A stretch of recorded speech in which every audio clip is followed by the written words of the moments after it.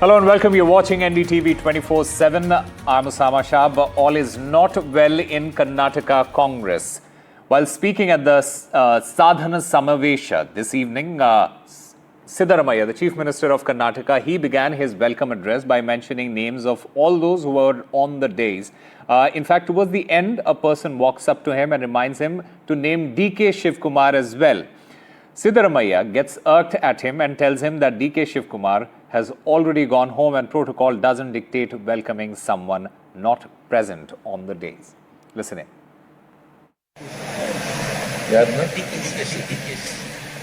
ಇಲ್ವಲ್ರಿ ಅವ್ರು ಒಟ್ಟೋಗಿದ್ದಾರೆ ಕೂತ್ಕೊಳ್ಳಿ lawyer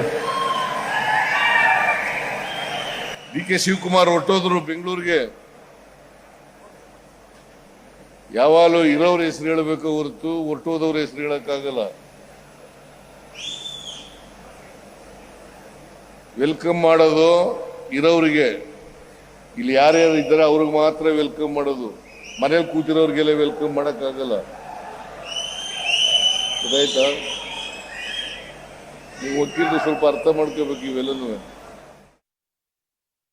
An interesting situation arose earlier today. The Sadhana Samavesha, celebrating, for 2 years of Congress in Karnataka was held in Mysuru.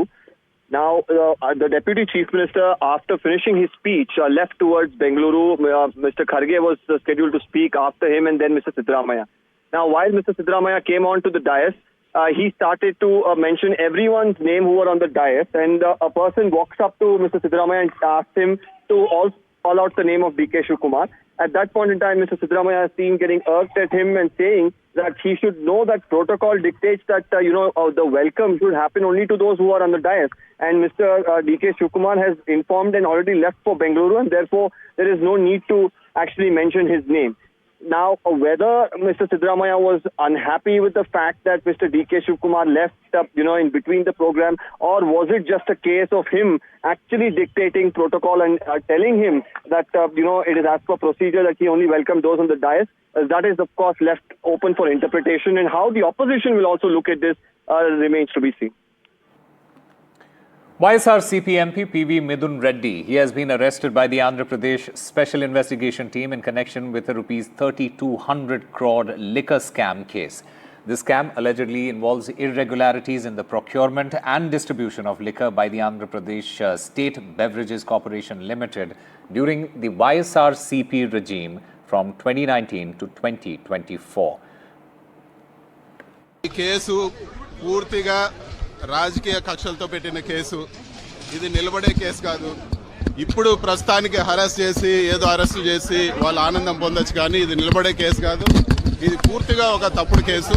So దీని గురించి ధైర్యంగా ఎదుర్కొనేదానికి సిద్ధంగా ఉంది.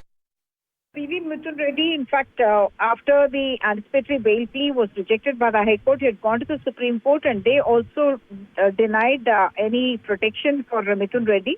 And subsequently, that obviously cleared the way for his being arrested.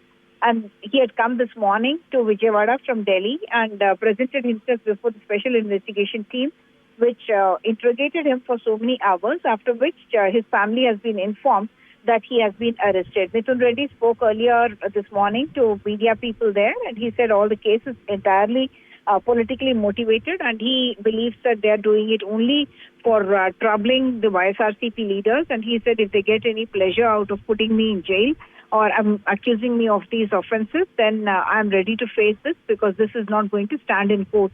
That is what Midun Reddy said. But now he has been arrested, and we are expecting that tomorrow he will be presented before a magistrate so that he can be remanded as well. The case is, of course, the alleged liquor scam, a 3,200 crore scam, in which the allegation is that Midun Reddy had helped in the illicit collection of money and policies that had damaged the state in terms of revenue loss. The government has convened an all-party meeting ahead of the monsoon session of the Parliament beginning on Monday. Now, during this meeting, the government will seek cooperation from all political parties to ensure the smooth functioning of both houses of the Parliament. The monsoon session, it will be held from the 21st of this month to the 21st of the next. Meanwhile, India bloc parties, they held an online meeting to reach a consensus on the issues that they would raise to corner the government.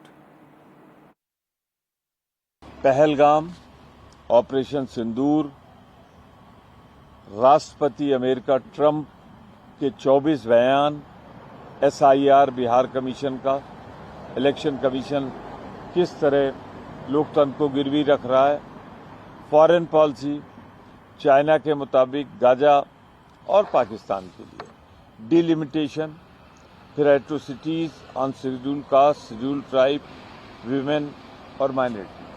कुल मिलाकर ये बैठक बहुत ही सौहार्दपूर्ण वातावरण में देश के लिए चिंता व्यक्त करते हुए, चिंतित होते हुए और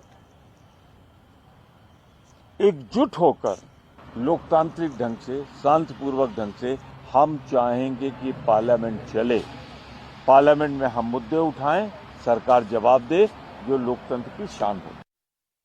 नहीं, महंगाई, बेरोजगारी महाराष्ट्र में जो हो रहा है, ये सारे इश्यूज हम उठाएंगे। ऑपरेशन सिंदूर, आपको याद होगा कि महाराष्ट्र के बहुत सारे लोग हमने गवाए और पूना की 2 फैमिलीज है।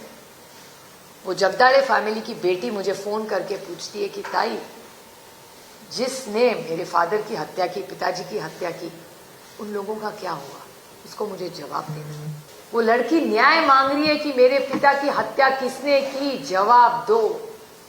तो सुप्रिया सुले को जाके पूछना पड़ेगा केंद्र सरकार को, जगदाड़े की बेटी को मुझे जवाब देना है। कल हमारी ऑल पार्टी फ्लोर लीडर्स की जो मीटिंग है उसमें जो आएंगे और उसके बाद जो स्पीकर साहब लोकसभा में और चेयरमैन साहब राज्यसभा में अलाउ करेंगे, उन सब मुद्दों पे सरकार चर्चा के लिए तैयार है। सरकार कुछ भी छिपाना नहीं चाहती है, कोई भी मुद्दा हो। Well, Congress must have heaved a sigh of relief because, 24 parties of India bloc attended this meeting, which was called to discuss the issues that are likely to be raised by the opposition parties in the coming monsoon session. In fact, Congress was represented by three of its top leaders, including Sonia Gandhi, Rahul Gandhi and Mallikarjun Kharge, which shows how much importance Congress attached to this meeting. But they would have definitely wanted all the other leaders of the India bloc parties to attend this meeting, because Mamata Banerjee of Trinamool Congress, Akhilesh Yadav of Samajwadi Party and M.K. Stalin of DMK, they did not attend this meeting. They were these parties were represented by the other leaders like Abhishek Banerjee from Trinamool Congress, Ramgopal Yadav from Samajwadi Party and Tiruchu Shiva from DMK. So Congress must have wished that the top leaders of these parties must have attended this meeting. However, there is no doubt about the fact that just on the eve of the parliament session, Congress party did manage to bring almost all the constituents of India bloc parties except Aam Aadmi Party, which had earlier announced that they will not attend this meeting, and in fact they have opted out of the India bloc altogether. So Congress party did manage to showcase the unity among India bloc parties, but they would have wanted that top leaders of their other constituents would have attended this meeting.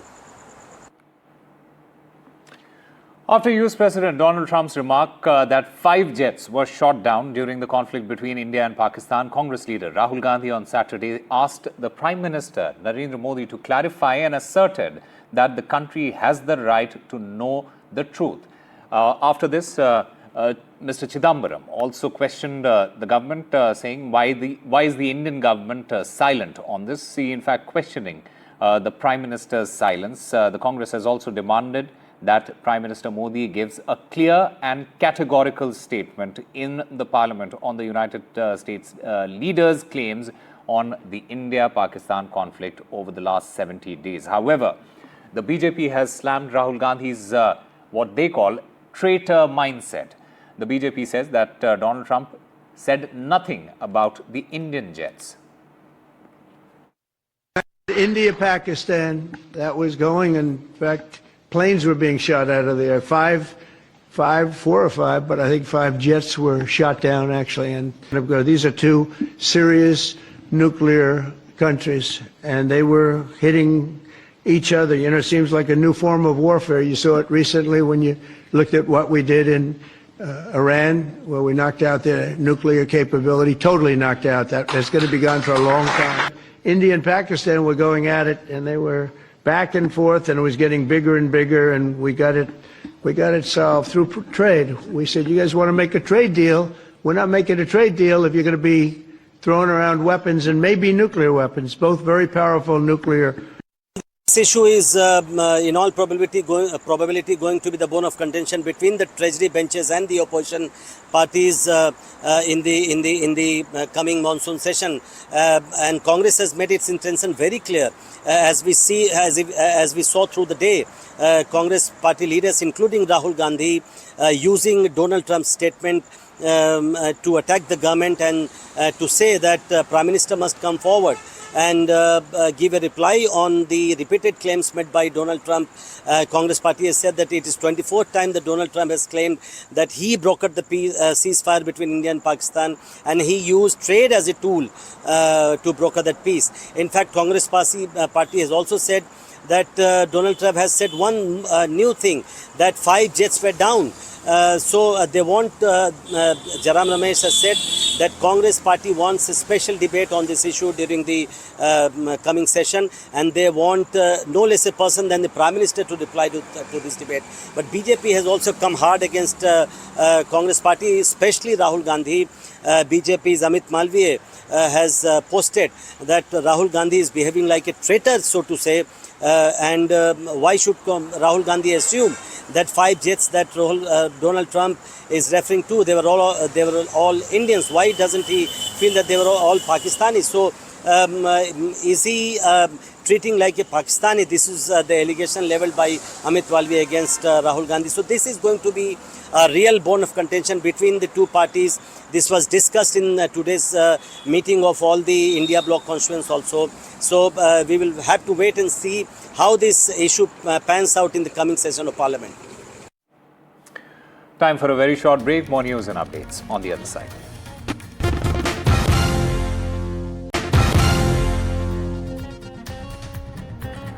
Welcome back. Yet another instance of a student being let down by her college. And after the recent case in Balasore in Odisha and then in Bengaluru, now a second-year BDS student of Sharda University in Greater Noida has died by suicide in the women's hostel, alleging humiliation and mental harassment by 2 faculty members.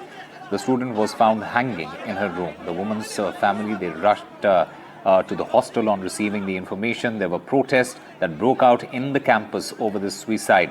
In fact, 2 staff members, they have been arrested. A suicide note was recovered from the student's room in which she accused 1 male and 1 female faculty member of the university's dental department of mentally harassing her.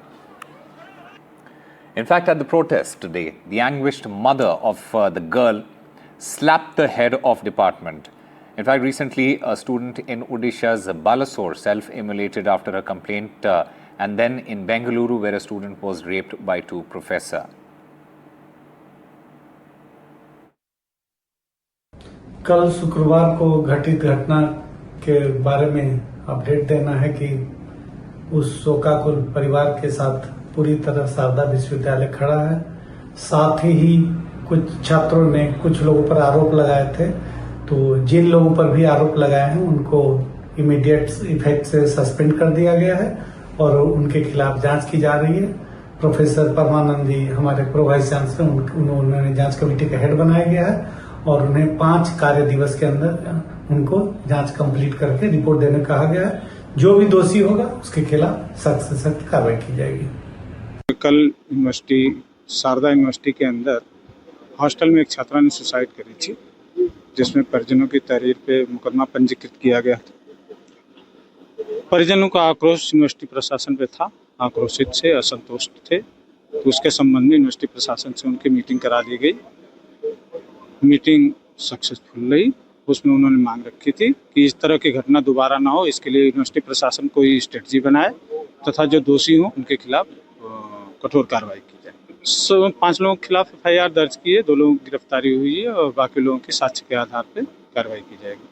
I'm right now outside the home of 21-year-old Jyoti Sharma, whose life was brutally cut short because of alleged negligence of the university, Sharda University in Gurgaon, wherein she took her own life in her hostel room on Friday night because of alleged negligence and pressure imposed by some of the faculty members whose names were mentioned in the suicide note that she left behind. The police registered an FIR for abatement for suicide, and 2 of these faculty members have been arrested, and the other professors whose names have resurfaced, for creating pressure and putting stress on the on this child's mind.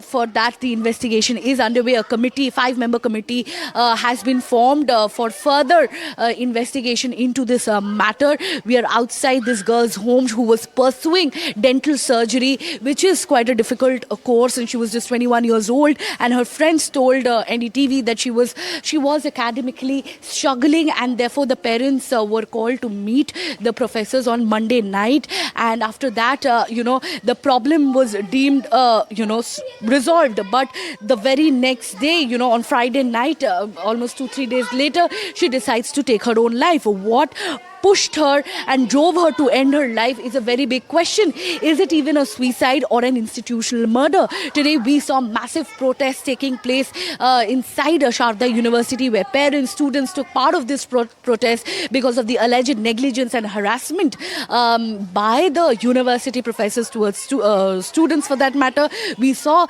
a strong police action within the university to curb the kind of chaos that was unraveling within the university.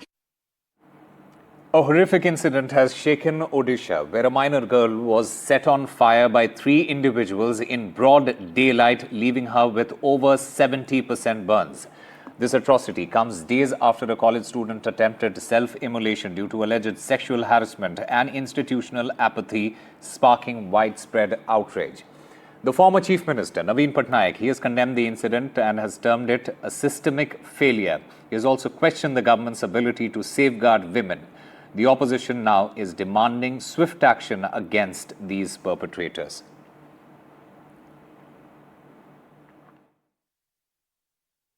Patient अभी critical है, 70 to 75% burn है, और अभी first उनको अभी हमें देखना है कि कार्डियोवास्कुलर सिस्टम और रेस्पिरेटरी सिस्टम कैसे मेंटेन रहे।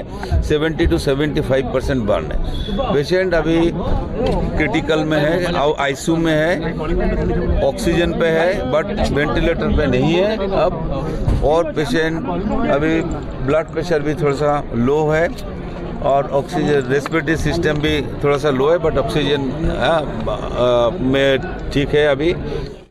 क्या बोलना चाहेंगे, ये दुखद घटना, फिर से एक चौंका देने वाली घटना देखने को मिली उड़ीसा में, क्या बोलना चाहेंगे इसके ऊपर? आपका क्या डिमांड है? इस पर कोई भी विश्वास नहीं कर रहा है कि उड़ीसा जैसे शांत राज्य में इस तरह की घटना घटेगी हमारी महिलाओं के साथ, जिस महिलाओं को हम घर की देवी मानते हैं, घर में पूजा करते हैं, माँ और बहन करके पूजा होता है, और रक्षाबंधन में भी बहुत जल्दी आ रहा है 9 तारीख को, और एक के बाद एक जलाया जा रहा है, जो भारतवर्ष में कहीं नहीं घटा है। एक लड़की अभी खुद आत्मदाह किया, और 8-10 दिन के बाद और एक लड़की को जलाया जा रहा है, और मतलब पूरी क्रिमिनल इस राज्य में पूरा एक्टिव हो चुके हैं। 16-year-old girl was set ablaze by 3 unidentified youth at Puri district in Nimapada Tahsil, Bayabar area. The incident took place Saturday morning when the victim was going to her friend's house to give a book to her. While returning, 3 unidentified youth set her ablaze to fire. Then after, in critical condition, the victim was admitted to CHC Pipili. Then after, she was referred to Bhubaneswar Capital Hospital. After that, as her condition was quite critical, she was referred to AIMS Hospital Bhubaneswar, and now the treatment of her is going at AIMS Bhubaneswar. As per to the report by AIMS Hospital, the victim is almost 70 to 75% burnt, and She has got injuries from a lower waist to she's also having critical injuries in her respiratory system, as stated by the AIMS director. And this is the second incident in a few days which Odisha has reported. The second case where a girl has been put to fire. First was in Baleswar, where the girl herself ablazed her, and now in Pipili, Odisha, Puri district, where the girl was set ablaze by 3 unidentified youths. Police is having investigation on the case, and police is also having raids throughout Puri district to catch the miscreants. And now the political parties are also protesting at AIMS, demanding justice, as well as the political parties like BJD has demanded the resignation of Deputy CM Pravati Parida, as the girl is from her constituency, Nimapada. So BJD is demanding for resignation of Pravati Parida, as well as Congress is also demanding resignation of CM. So if we look about the matter at a whole, this is the second case which Odisha has reported. From Bhubaneswar, Dev Kumar for NDTV. A 36-year-old man's death in Delhi's Uttam Nagar, initially attributed to accidental electrocution, has turned into a murder case following the discovery of a chat between his wife and cousin. The police have arrested the victim's spouse and her lover, the victim's cousin, for their role in this killing. The victim, Karan Dev, he was declared dead at a hospital in West Delhi's Janakpuri area on the morning of the 13th of July. At that time, his wife Sushmita claimed he had suffered an accidental electric shock at home. The family declined a post-mortem, believing the death to be natural. The police insisted on an autopsy given the victim's relatively young age and the circumstances of his death. Now, the body was sent to Deen Dayal Upadhyay Hospital in Harinagar for post-mortem examination. Kavarias beat up a CRPF jawan at the railway station in Mirzapur. He was kicked after being thrown on the floor. There was an argument over buying a ticket with the CRPF jawan who was going to catch the Brahmaputra Express train. The public remained spectators while the Kavarias kept beating him. The railway police reached the spot and arrested 7 Kavarias. They have also filed a case against these Kavarias. The case is from Mirzapur railway station. After heavy rain lashed Ajmer on the 18th of July, several parts of the city, including the revered Dargah of Khwaja Gharib Nawaz, were left severely waterlogged. The downpour inundated the narrow lanes around the shrine, turning them into fast-flowing streams. In one such spot, outside the Dargah's Nizam Gate, a potentially tragic incident unfolded when a man lost his footing and was nearly swept away by the forceful current. A video of this incident shows alarming scenes of the severe flooding in the area. The pilgrim, holding a water bottle, is swept away by gushing water. Several bystanders immediately attempt to help, but the force of the water proved too strong for them. According to reports, in the past 24 hours, many parts of Rajasthan witnessed light to moderate rainfall, while isolated areas received heavy to extremely heavy showers.